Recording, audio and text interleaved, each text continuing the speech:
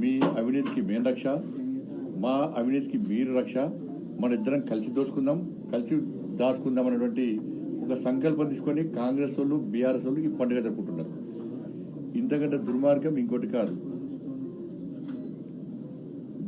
ఇంతవరకు BRS party చేసిన అవినీతి మీద ఆరోపణలు చేస్తున్నారు, సిట్లు చేస్తున్నారు, విచారణ పేరుతో కాలయాపన చేస్తున్నారు తప్ప ఇంతవరకు కేసీఆర్ కుటుంబంలో ఒక వ్యక్తిని కానీ రాజకీయ నాయకుడిని కానీ అరెస్ట్ చేసిన దాఖలాలు లేవు, చర్యలు తీసుకున్న దాఖలాలు లేవు.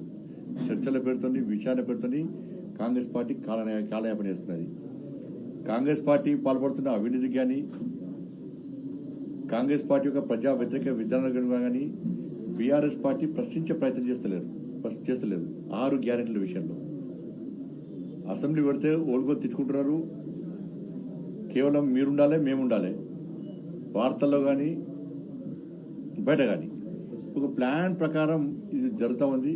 కాబట్టి వీళ్ళ అవినీతికి వాళ్ళు రక్ష ఉంటున్నారు, వాళ్ళ అవినీతికి వీళ్ళు రక్ష ఉంటున్నారు. ఇదే కాంగ్రెస్ బీఆర్ఎస్ పండుగ పార్టీ యొక్క రక్షాబంధన్ పండుగ.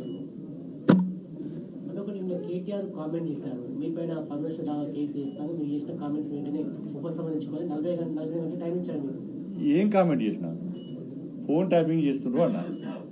మరి మీ చెల్లెనే అన్నది ఆమె ఫోన్ ట్యాపింగ్ చేసిన చెప్పని. మీ చెల్లెకి ఏమిటి?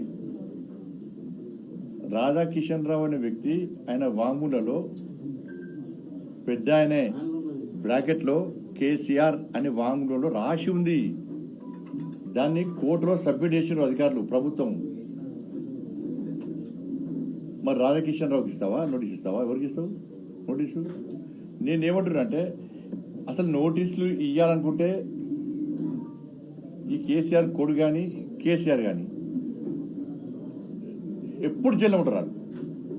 అన్ని తిట్లు తెలంగాణలో తిట్టని బూతు లేదు, మాట్లాడని భాష లేదు, చేయని ఆరోపణలు లేవు, నిరాధార ఆరోపణలు.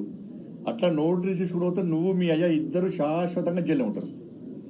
అన్ని నోటీస్ గంతమంది అంత నోటీస్ ఇస్తాడు. ఎందుకు వారిపోయినావు? ఇప్పుడు నోటీస్ ఇస్తే నేను చట్టపరంగా ఏం చేయాలి నాకు కూడా తెలుసు. నేను ఒకటే సవాల్ చేస్తున్నా, నువ్వు నోటీసుల ద్వారా ఒక రాజకీయ నాయకుడిపై ఉండి ధైర్యంగా ఎదుర్కోలేక నువ్వు చేసిన తప్పిదాలను కప్పిపుచ్చుకోవడానికి లీగల్ నోటీస్ ఇస్తా అని చెప్పి బెదిరిస్తున్నావు. ఏదో ఒక నోటీస్ ఇచ్చి బెదిరించి అట్నే భయపడతానుకుంటే నీ మురుగత్వం. నేను నీ లెక్క అయ్య పేరు చెప్పి రాయగల కష్టం కాదు. నేను తెలంగాణ ఉద్యమంలో ఎవరో చేస్తుంటే పోయి మధ్య జెండా పెట్టి కంకులు కాల్చే కాడ ఫోటో దిగి, దోషలు వేసే కాడ ఫోటో దిగి, చావటలో పోయి ఫోటో దిగి, మధ్యలో జెండా జేఎస్ఎల్ మీటింగ్ పెట్టి మధ్య జెండా పెట్టి రాజకీయ నాయకుడు అనేటువంటి వ్యక్తిని కాదు. నేను చిన్నప్పటి నుంచి ధర్మము దేశము అనేటువంటి ఒక ఆలోచనతో, ఒక జాతీయవాద భావజాలంతో,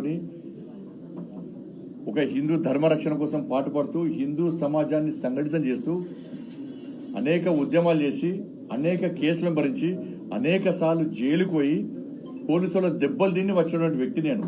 మా నాయన పేరు చెప్పో మా తాత పేరు చెప్పో నేను వచ్చిన వ్యక్తి కాదు. నీకు నాకున్న తేడా అది.